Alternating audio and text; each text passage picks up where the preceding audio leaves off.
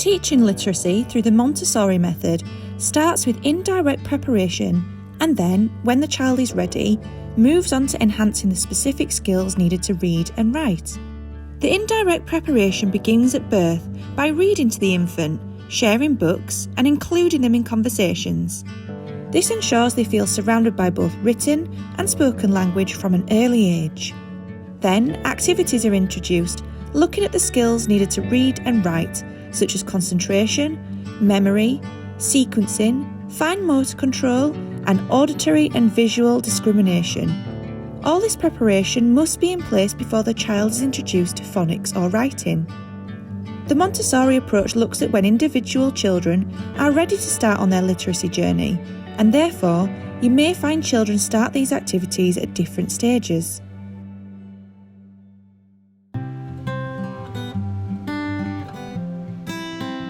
There are things that make Montessori both distinct and lasting as a curricular model. The first of them being that because Montessori's methods are empirically based, so we've developed them by observing real children in the real world. They match. This is a distinction for a curricula that may be created in a university setting like mine or separate from the lives of children. What happens in the Montessori classroom has evolved from the lives of children.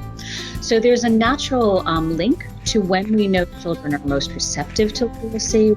Those times end up in the classroom being really communication rich.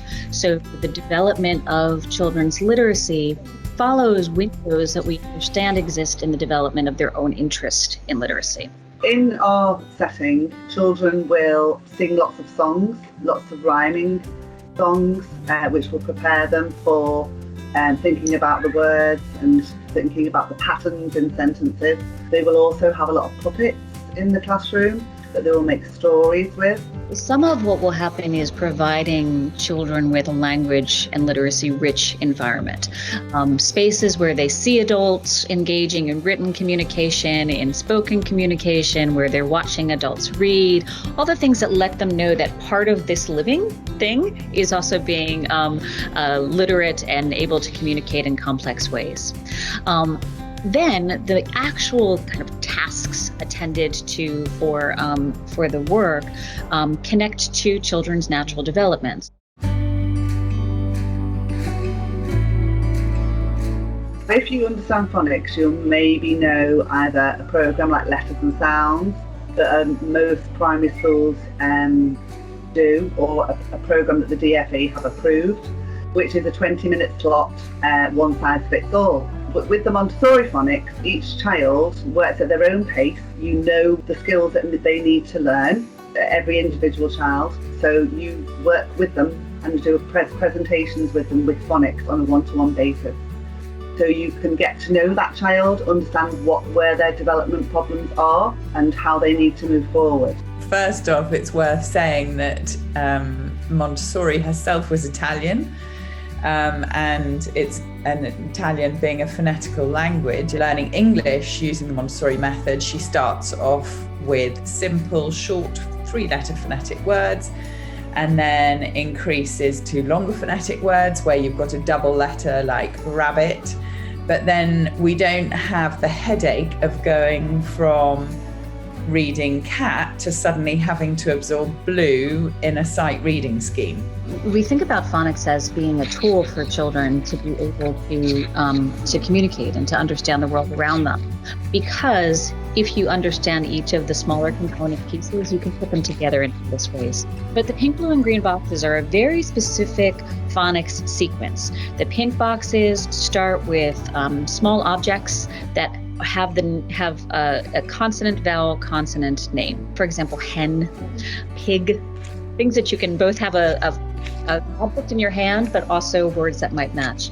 And children will be able to read the cards, match them to the words. This is a skill that you need only to have a very small amount of actual named letters for. She then brings in the digraphs, which are done with 2 different coloured alphabets, so it's very obvious what the digraph is, and a lovely little box with all the cards in it. So Charles is excited about opening the box full of all the ooh words.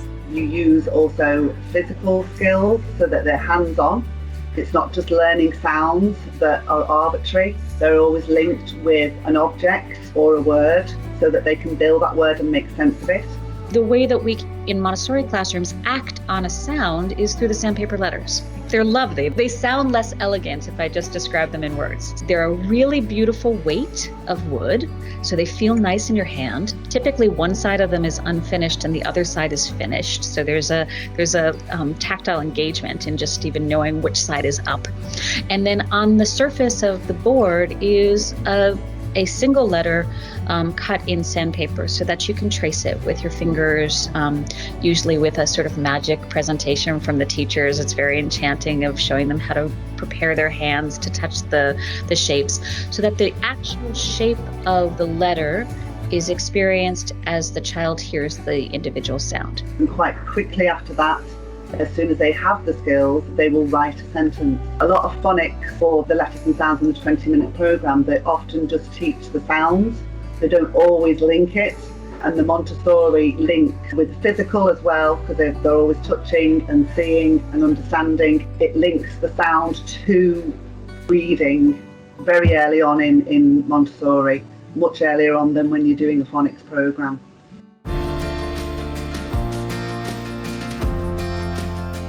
We learn to write through starting with sandpaper letters.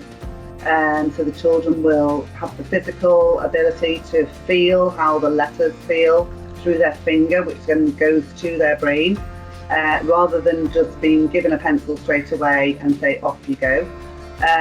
So they have that first to go into their memory, into their schema, and then they will use pencils after that to help them form the letters. They'll have a lot of exercises in the activities for everyday living where they will develop their fine motor skills to support them using pencils, and there's a lot of preparation before they actually get to do that. They need to be able to if they use insets for design and fine motor skill activities to help them hold the pencil and be able to write and be taught how to hold a pencil.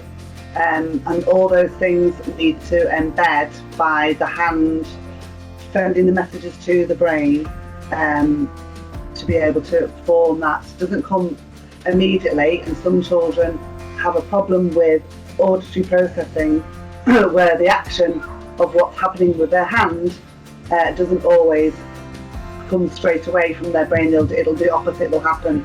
So a lot of work on that through one-to-one presentations of insets for design or using the sandpaper letters will support them with matching what the brain is saying to what the hand is doing.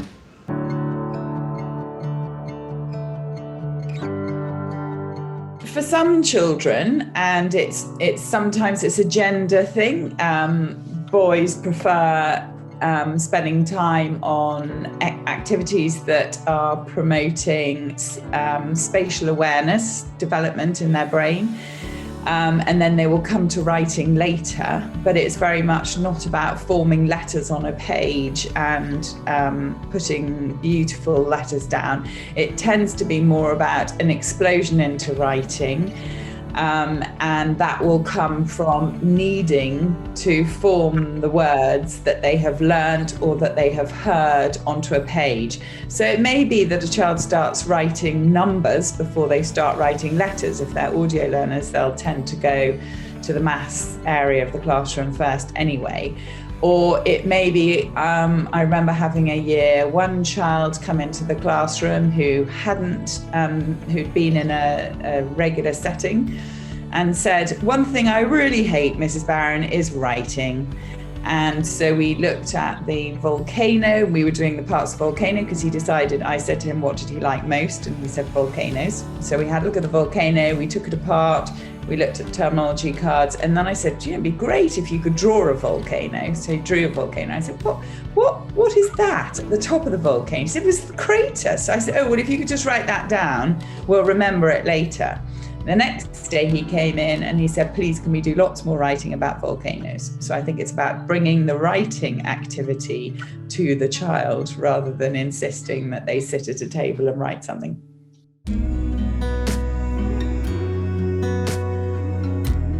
grammar is often neglected in schools, and certainly primary schools. And yet Montessori believed that, if we're going to teach a child how to read, we're going to give it letters first and then the sounds of the letters. So if we're going to make sentences and we're going to start to write wonderful stories or poems, we need to actually have the grammar too. The verb game for the 3 to 6 year olds is a little box that children can open, and depending on where they are in the pink, blue, or green series, it may just be, again, 3-letter phonetic words like hop or sit. But if the child is reading more advanced, it might say flutter. So very early on, a child will be introduced to adjectives, nouns through the activities that they're doing in the classroom. So they might be talking about picking up the long rod, or how heavy is that cylinder that they've just been using to make a construction. And then we'll move on to activities like the adjective game, where they have a basket of triangles, and a child will the directress, the Montessori directress or teacher, will take out a triangle and go, "Oh, my triangle is yellow and it's pointy." And the child will take their triangle out of the basket and say, "Mine is thin and it's smooth and it's blue." And we then have the opportunity of going, "What great adjectives.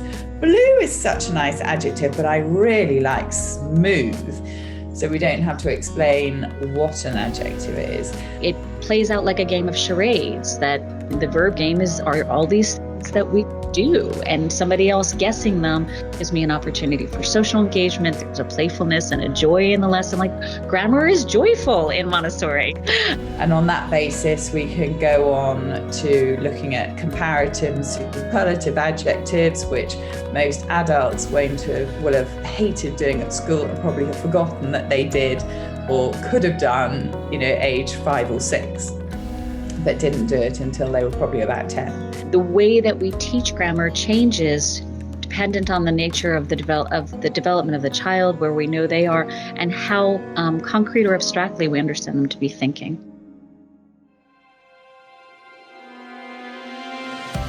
The International Montessori Institute works in partnership with education professionals in all sectors, from early years settings through to higher education providers, to create a unique, child-centred approach to education. The Institute is a partnership between the Carnegie School of Education at Leeds Beckett University and the Montessori Group. It supports the development of accredited Montessori programmes and actively researches the impact of the Montessori method. The Institute's research themes are very much rooted in the work of Maria Montessori and how to improve professional practice in order to enhance the educational experience of the children.